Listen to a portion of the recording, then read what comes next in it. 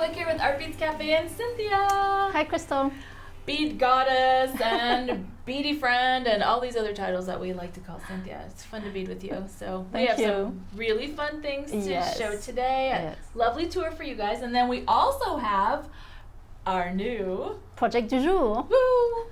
And that is over here, this beautiful piece that we're going to show you how to make, which is really fun and easy. Yes. So you want to come on back and we'll show you how to do that. So let's start with, what are we doing today? Oh my goodness. Yes. Swarovski Birthstone colors. We love it, don't we? We do, and a lot of people like to create jewelry with your birthstone or maybe a family member birthstone It's too. great to customize. Yes. So we have this lovely chart on our website. You can print it out or you can just take a peek at it, and then you don't have to memorize everything because you know how that goes, right? So we tell you which Swarovski birthstone goes with which month. So Cynthia's going to give us a little tour here. Okay, so let's start with January, of course, and we have Siam. And then in February, we have Amethyst. In March, Aquamarine. In April, which is your month, Crystal, because that's my name. It's Crystal. In May is Emerald. In June is Light Amethyst. In July is Garnet. And in August is Peridot. In September, Sapphire. October, Rose. November, Topaz. That's you. Which is mine. And December, we have two colors, the blue Zircon and the light Sapphire. So you can take your pick, use both of them, or pick which one you Yes. like, right? I love that. Yeah, this is really handy, so you guys will want to use that.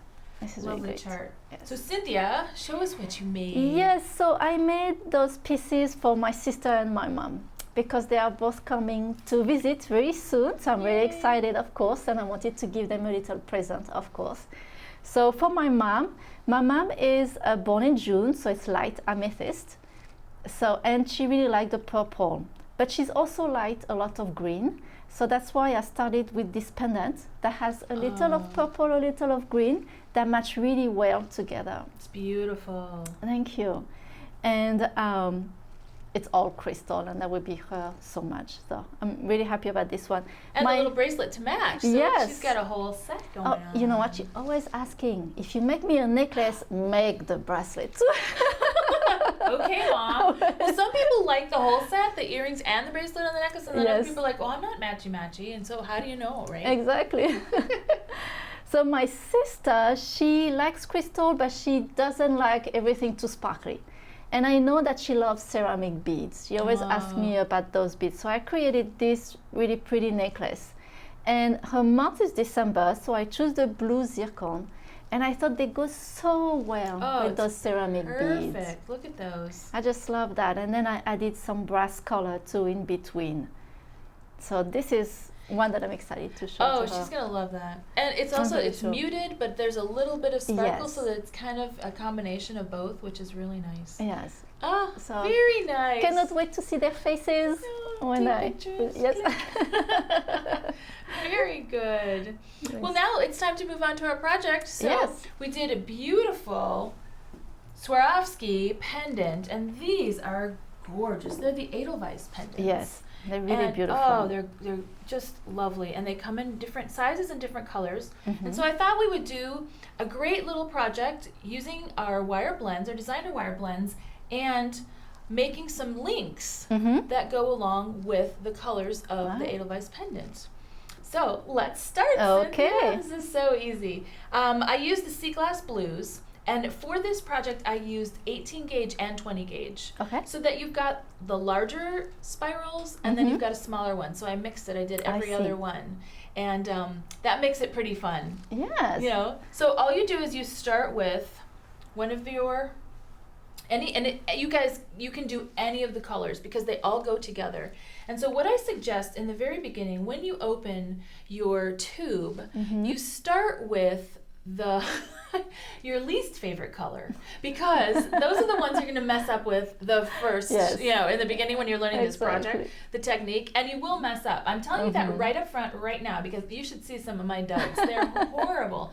So take your least favorite color and use those as the practice. And then it's really nice to start doing this the spirals and make them all at the same time, because you'll notice your flow gets much better. That's true. And the ones you do in the end are better than the ones you did in the beginning. Definitely. So, it's like anything else. Practice, practice, practice. exactly. So if you're frustrated in the beginning, don't worry. You'll get the hang of it, and it's really quite easy. So you take a piece, and then you just fold it in half. Okay. There you go. And that's a little bit tricky on your fingers. So then you can use your pliers, and you put it right up towards the end. Like that. Hold it, and then you just, all you're trying to do is squish the little edges together, because you want your wires to be parallel to each other. And if they cross over, then just use your pliers to put them back carefully. And I use it very gentle touch, because I'm using coated wire, and so I don't want to, have any nicks or chips or anything, and so I just carefully squeeze things together using the different pliers. And it's more of kind of a pushing than a scraping method. You always want to be careful when you have your coated wires. You want to be careful not to scrape across any of your wire. Okay. So then you bring them back parallel, right? So you bring them parallel just like that. And you're going to take your pliers again, and all you're going to do is make a little J right on the edge. It's like, ooh, look at little J. And then you just keep going. And now here's an important part of the technique, is when you take your pliers, you're going to just clamp it down on the wire pretty sturdily, and then you're going to push the wire with your left hand. Right. So that, again, you're not scraping the wire with your pliers. Your pliers really doesn't do the work. Your fingers are pushing the wire, and the pliers are just holding the wire for you to push. And this is what I did. I scraped my wire because I was using my tool instead of my fingers.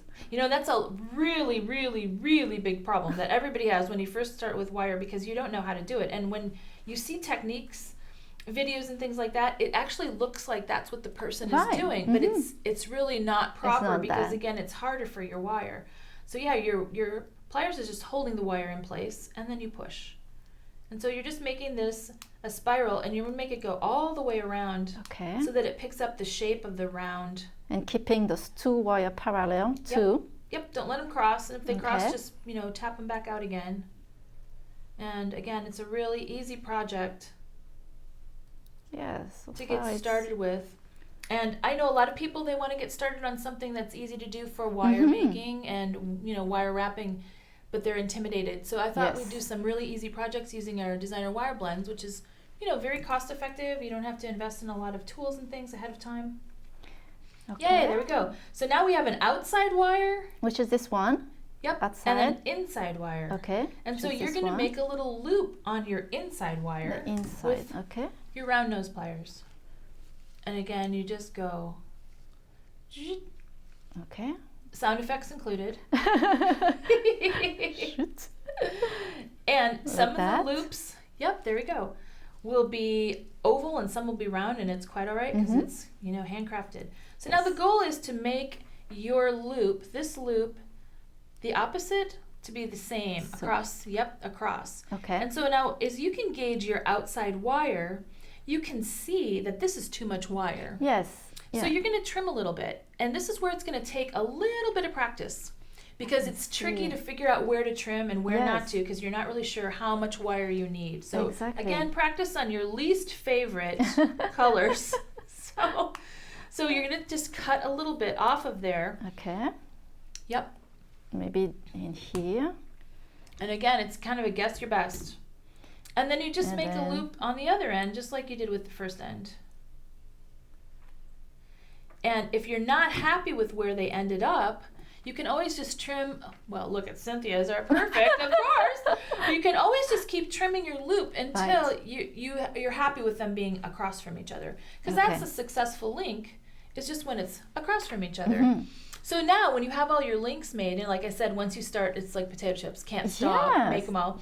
You're going to make some jump rings. Okay. So again, you take your wire, and I like to use the 20 gauge to make the jump rings. So you just take any color you want, and our Weber's tool, I love this for making jump rings. They're so easy to use. So easy. And Cynthia, she's a pro at this. So like that. Yep, all you do is make some. And then you push with your thumb, like that. Look at how easy that is. So you just push with your tongue, your thumb, Your tongue. and you rotate. I've not seen that method work, but Okay, let's take those apart like yep, that. slide them off, and then you get your cutter. Yep, and you carefully cut to make your little jump rings. There. And one of the things I love about these designer wire blends is you can make entire jump ring sets out of all the colors, and they all Yes, go. that's true. And nobody else has those. It's really quite Well, really you fun. just cut. Yeah. So you just do that with a whole bunch of your wires. And I can see how it can be addicted too. Right? Because you just want to make your jump ring over and over. Well, there's so much to do with jump rings. Yes. So now you're going to take 2 of your links, and you're going to connect them with one of your really cool jump rings. And I can choose any You colors. can choose, and this is the fun part. I mixed them all up, so you can have them the same color across from each other, or you can have them every other one, or it's just kind of your choice. That's so great. then you just take one of your jump rings and you. And also the jump ring, I can use any colors. Color. That's fun. I really like that. And again, sometimes when you don't know what people, they like blues, but you don't know what exact blue they like. Right. You can use all these different shades.